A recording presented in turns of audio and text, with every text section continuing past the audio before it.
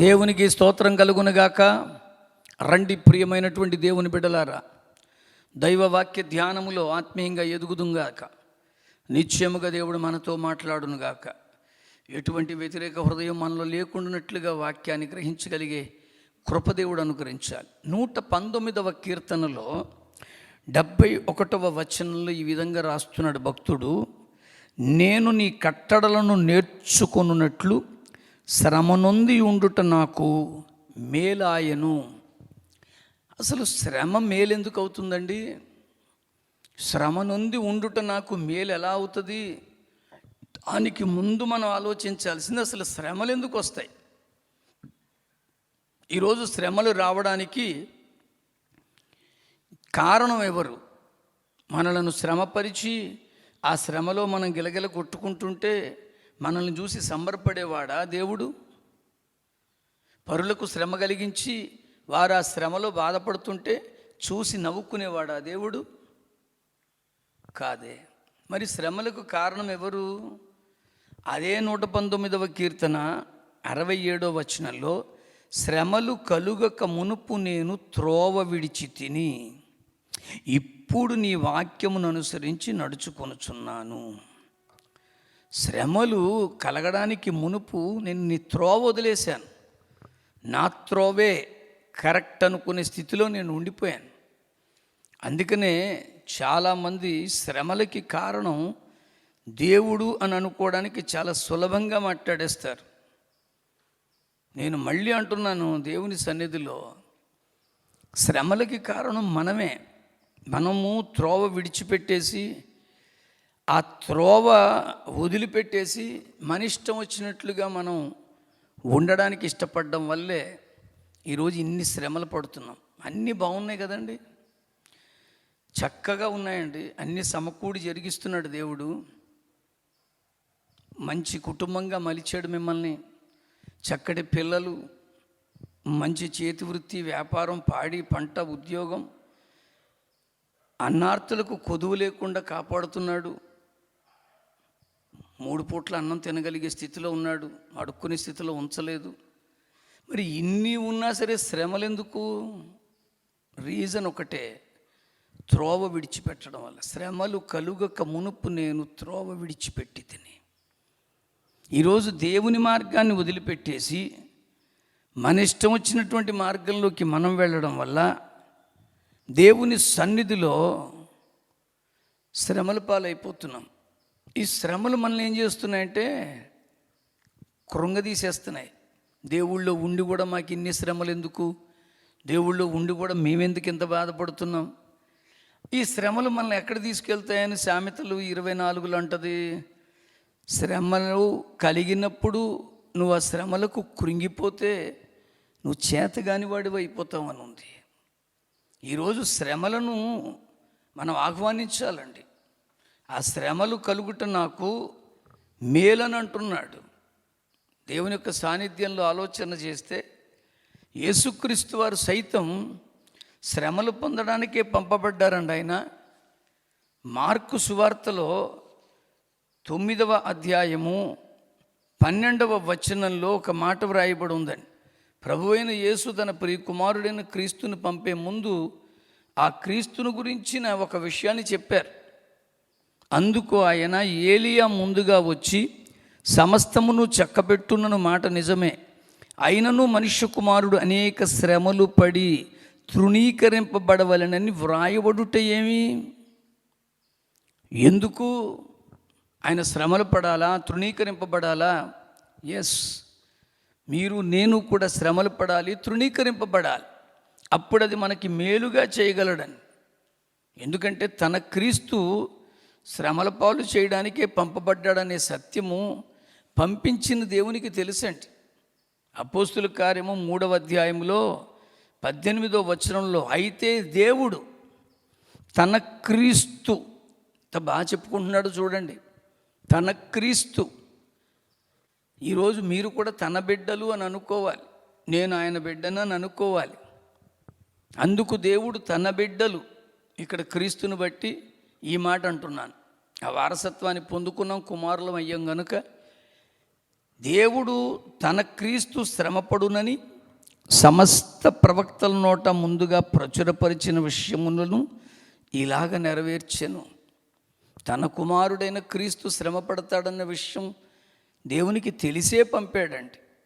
ఈరోజు నేను అంటున్నాను ప్రియులారా, శ్రమలు వచ్చినప్పుడు కురింగిపోయి, శ్రమలు వచ్చినప్పుడు నోరేసుకు పడిపోయి, శ్రమలు వచ్చినప్పుడు దేవుణ్ణి దూషించి, దైవజనుణ్ణి దూషించి, సంఘాన్ని దూషించి, లేక నీవు చేస్తున్న నీ భక్తి నువ్వే తిట్టుకొని, అంటే శ్రమలు మనకి మేలుగా ఎప్పుడు మారుతాయి?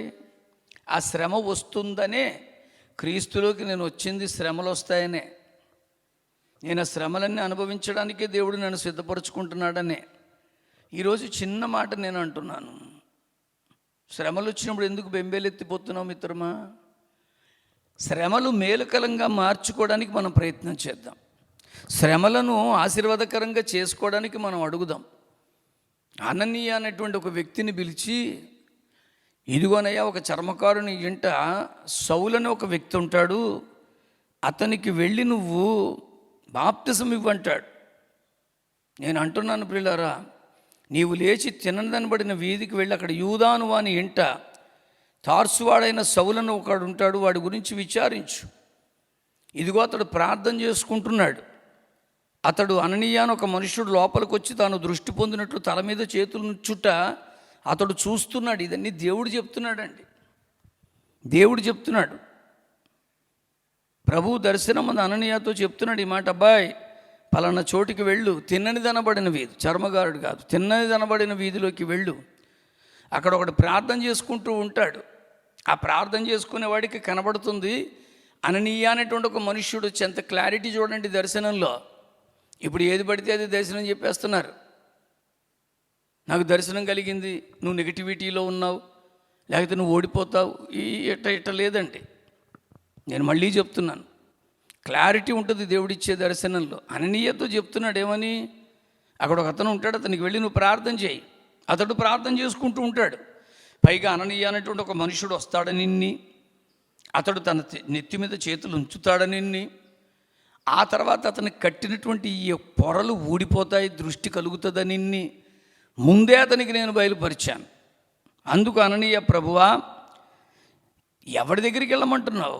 ఈ మనుష్యుడు మామూలుడు కాదు, యెరూషలేములో నీ పరిశుద్ధులకి ఎంతో కీడు చేశాడు. ఆ కీడు చేసినట్టుగా పోయి నన్ను బాప్తిజం ఇవ్వమంటున్నావు, ఆ కీడు చేసిన పోయి నన్ను దర్శించమంటున్నావు. అందుకని అంటాడు అక్కడ, ఇక్కడ కూడా నీ నామాన్ని బట్టి ప్రార్థన చేయి, వారందరినీ బంధించడానికి ప్రధాన యాజకుల వల్ల అధికారం పొంది మరీ వచ్చాడయ్యా. నేను మళ్ళీ చెప్తున్నానండి, ఒక మనిషిని దేవుడు బాగు చేయాలనుకున్నప్పుడు ఆ బాగు చేయబడే మనిషి మీద అంతకు ముందున్న వారు అందరూ నిందలేస్తారు. ఈడు బాగుపడతాడా, వీడా ఇంత దుర్మార్గుడా, వీడిని కూడా దేవుడు దర్శిస్తాడా, వీడిని బాగు చేస్తాడా, ఇలాంటి మాటలన్నీ అంటూనే ఉంటారండి. అననీయ కూడా అదే అంటున్నాడు.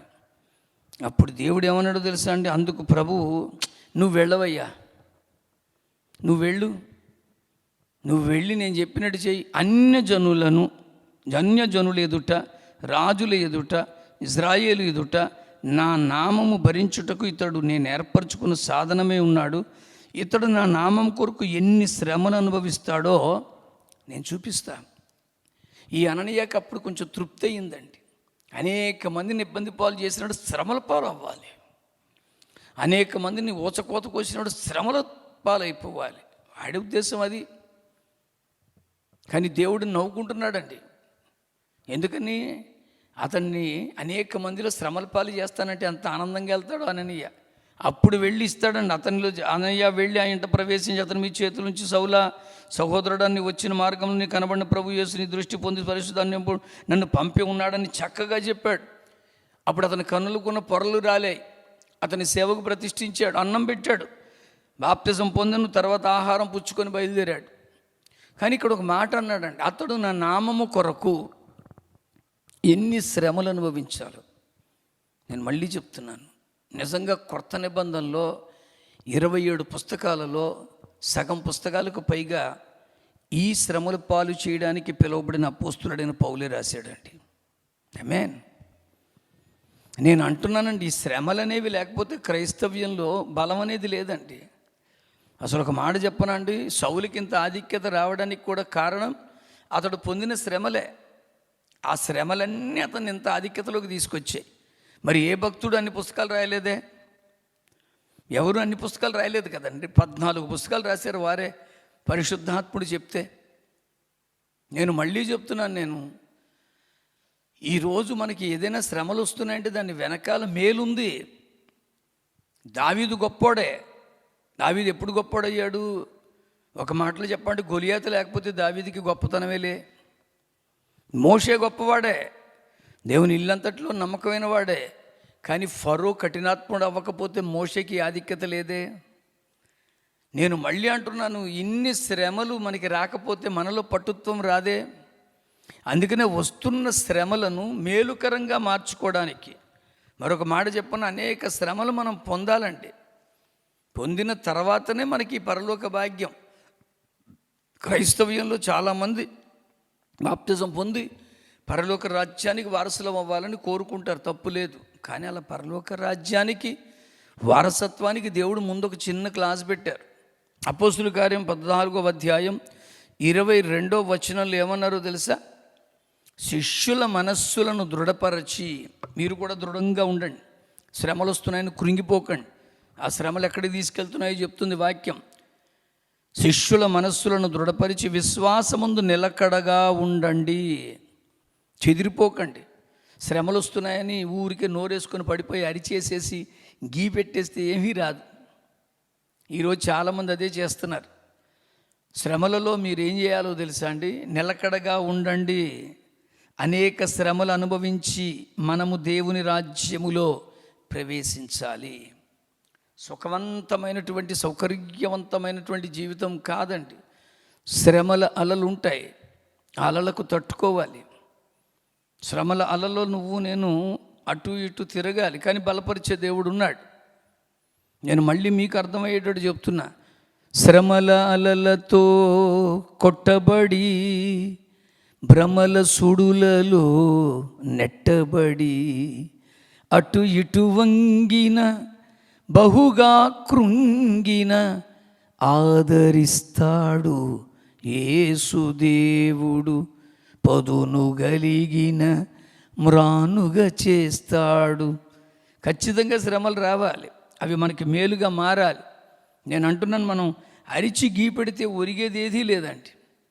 దానివల్ల మనం కేకలు పెట్టడం కంటే కూడా ఆ అరిచి గీ పెట్టడానికి వచ్చిన శ్రమలను కలిగించిన దేవుని ముందు నమ్మకంగా ఉంటే ఆ శ్రమల్లో ఆయనే మనకి తోడుగా ఉంటాడు.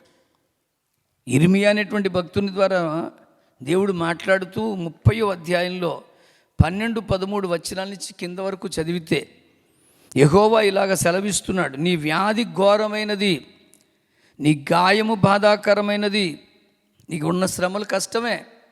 నీ పాపములు విస్తరింపగా శత్రువు కొట్టినట్టు నీ గొప్ప దోషమును బట్టి నేను నీకు కఠిన శిక్ష చేసి గాయపరుస్తున్నాను. గాయపరిచేది ఎవరు? దేవుడే. యెహోవా ఇలాగా సెలవిస్తున్నాడంట. ఈరోజు ఈ శ్రమలకి కారణం నువ్వే, నేనే. మనం చేసుకున్నటువంటి అతిక్రమ క్రియలను బట్టి ఆదివారాలు గుడెగ్గొట్టేస్తాం, మన ఇష్టం చేయాలనుకుంటే చేస్తాం, ప్రభువులోనే ఉంటాం, వ్యసనాలు మానం, అబద్ధాలు మానం, కోపతాపాలు మానం, సంఘంలో విభేదాలు తెచ్చుకుంటాం, విభేదాలు కల్పిస్తాం. ఇవన్నీ చూస్తున్నాడండి దేవుడు. అందుకని అంటున్నాడు, నేనే నిన్ను గాయపరిచాను, కాగా నీ పక్షమున వ్యాజ్యమాడు ఎవడునూ లేడు. ఎందుకంటే ఆయనే చేయాలి ఏం చేసినా. నీ పక్షమున వ్యాజ్యమాడు ఎవడునూ లేడు, నీ గాయములకు చికిత్స చేయదగిన మందు కూడా నీకు లేదు. నీ స్నేహితులందరూ నిన్ను మరిచి ఉన్నారు, వారు నిన్ను గురించి విచారించరు. వాళ్ళకేం అవసరం అండి? మీ ఇంట్లో ఎదిగిన అమ్మాయి ఉంది, మీ ఇంట్లో ఎదిగిన అబ్బాయి ఉంది, ఎవరికి పట్టింపు? మీకే తిప్పలో. వాళ్ళు ఎవరో మిమ్మల్ని పట్టించుకోవాలి, అది చేయాలి ఇది చేయాలి కదా. దేవుడికి అప్పగించాను, ఎవరినైనా పంపగలడు దేవుడు. ఊరికినే మీరు మీ కష్టాల్లో నాకు రాలేదని అనుకోకండి. కష్టాలు పెట్టిందే దేవుడైతే ఎవరు వస్తారు? ఆయనే రావాలి. గాయం పెట్టింది దేవుడైతే ఎవరు బాగు చేస్తారు? ఆయనే చేయాలి. అందుకని అక్కడ అంటున్నాడు, నేను నీకు కఠిన శిక్ష చేసి నిన్ను గాయపరుస్తున్నాను, నేనే చేస్తున్నాను. నీ గాయము చేతను అరుస్తావేంటి? శ్రమ వచ్చిందని కేకలు పెడతావేంటి? కాపరి మీద, సంఘం మీద, లేక బైబిల్ మీద, లేదా ఏదో నోటుకొచ్చింది ఎలా మాట్లాడేస్తావు? మాకు ఏం చేశాడండి ఆయన? వద్దండి, అరవకు. ఆయన అంటున్నాడు, నీ గాయం చేత నీవెందుకు అరుస్తావు? నీకు కలిగిన నొప్పి నివారణ కాదు, నీ పాపములు విస్తరించినందున నీ దోషములను బట్టి నేనే ఇలాగ చేస్తున్నాను. అట్ ద సేమ్ టైం ఇలా మాట్లాడుతున్న దేవుడు ఏమంటున్నాడో తెలుసా మిత్రులారా? నీకు ఈ కష్టాలన్నీ కలిగించింది నేనే, ఈ కష్టాల్లో నిన్ను శోధిస్తుంది నేనే, ఈ కష్టాలను బట్టి నిన్ను పరీక్షిస్తుంది నేనే, పరిశీలిస్తుంది నేనే, పరిశోధిస్తుంది నేనే. కానీ ఇంకో మాట చెప్తున్నాను, నిన్నెవడన్నా అవకాశం తీసుకొని మింగేద్దామంటే ఊరుకోను. నిన్ను మింగు వారందరినీ మృంగేటట్టుగా చేసేస్తాను. నిన్ను బాధపరచు వారందరినీ ఎవ్వడూ తప్పకుండా చెరలోనికి పోతారు. నిన్ను దోచుకుని వారు దోపుడు సొమ్ము అయిపోతారు. నిన్ను అపహరించు వారందరికీ దోపుడు సొమ్ముగా నేనే అప్పగించేస్తాను. మళ్ళీ అక్కడ రోషం ఉండి ఆయనకి. నీతో ఆయనకి ఏదైనా ఉండొచ్చు, కానీ నిన్నెవడన్నా అంటే తట్టుకోలేడు మిత్రమా. నిన్నెవడన్నా అంటే నీకు కష్టం వస్తే ఎవడన్నా చంకలు గుర్తుకుంటుంటే ఆయన ఊరుకొని సంతోషించేవాడు కాదు.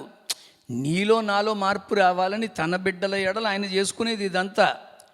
కానీ ఎవరో నిన్ను కామెంట్ చేస్తారంటే, ఎవరో నిన్ను ఎగతాళి చేస్తారంటే, ఎవరో నిన్ను వెక్కిరిస్తారంటే ఊరుకునే దేవుడు కాదు ఆయన.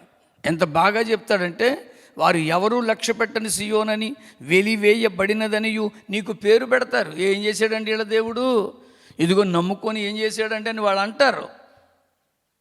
నేను మళ్ళీ చెప్తున్నాను అక్కడ మంచి మాట, అయితే నేనే నీకు ఆరోగ్యాన్ని కలుగు చేస్తా, నేనే నీ గాయాలను మాన్పేస్తా.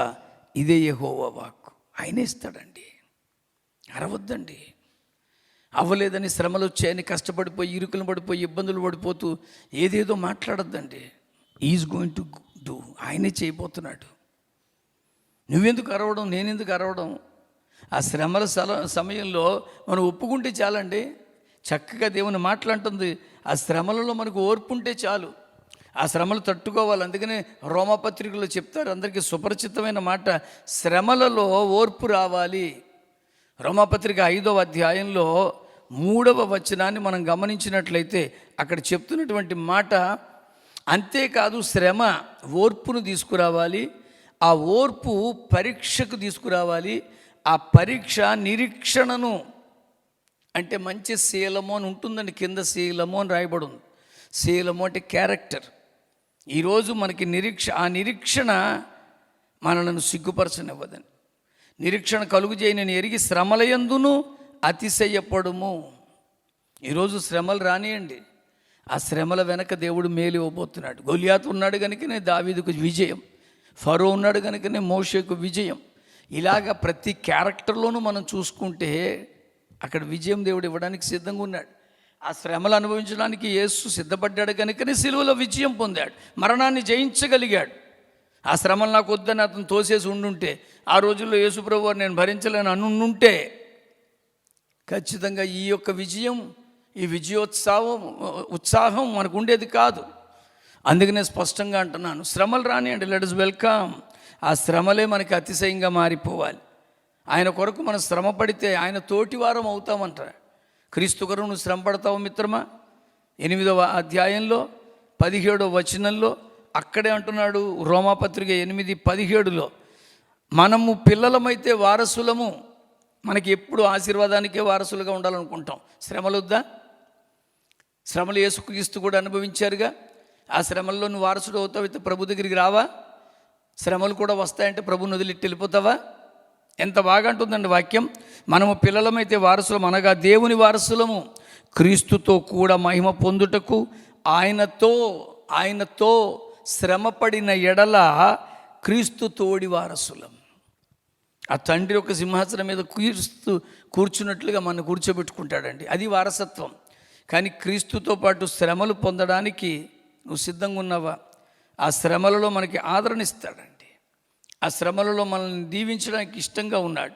కొరింథీయులకు రాసినటువంటి 2వ పత్రిక 1వ అధ్యాయంలో 6వ వచనాన్ని చదివితే ఏమనుందండి, మేము శ్రమ పొందినను మీ ఆదరణ కొరకును రక్షణ కొరకును పొందుతాం.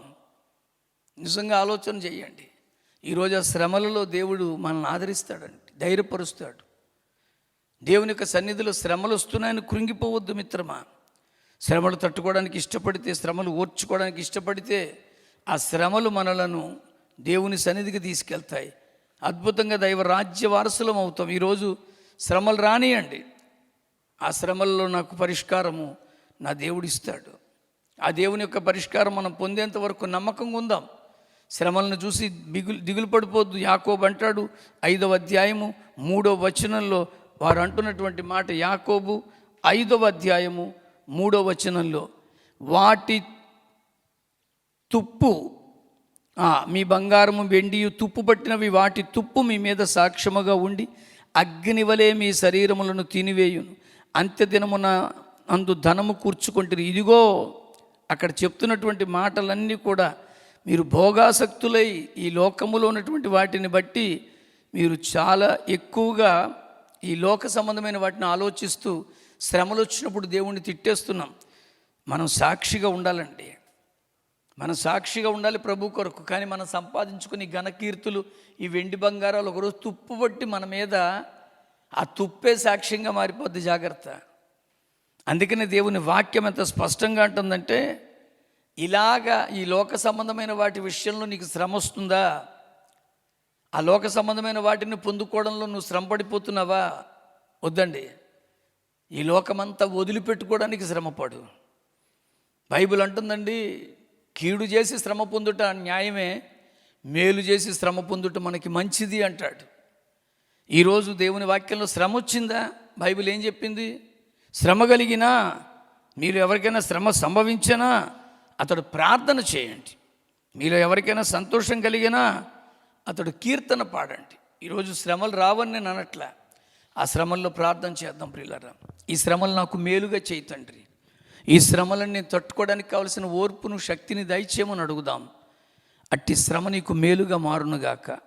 పరిశుద్ధుడైన దేవా, కృపగల మా తండ్రి, మా శ్రమలలో తోడుగా ఉంటావు. ఎందుకంటే శ్రమలు కలిగించిందే నువ్వు, ఆ శ్రమల నుంచి విడుదల ఇచ్చేదే నువ్వు. కనుక మా ప్రతి శ్రమకి ఎక్కడ కృంగిపోకుండా, కుదేలైపోకుండా, అనవసరమైన నిర్ణయాలు మేము ఆవేశంగా తీసుకోకుండా, మా శ్రమల్లో మాకు అది మంచిగా, అది మేలుగా మారేటట్టుగా మమ్మల్ని నడిపించమని, క్రీస్తు పేరిట శ్రమ నొందుట నాకు మేలాయను అనేటువంటి మాటను మాలో నెరవేర్చమని ప్రార్థించి పొందుకుంటున్నాం పరమ తండ్రి. ఆమెన్.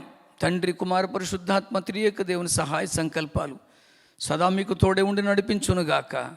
ఆమెన్. ప్రియులారా, శ్రమలు వస్తున్నాయని కృంగద్దు. శ్రమల్లో మీరు బలపడండి, శ్రమల్లో మీరు నిలబడండి. ఆ శ్రమల్ని దేవుడు మంచిగా చేయబోతున్నాడు. దేవుడు మిమ్మల్ని దీవించునుగాక. God bless you.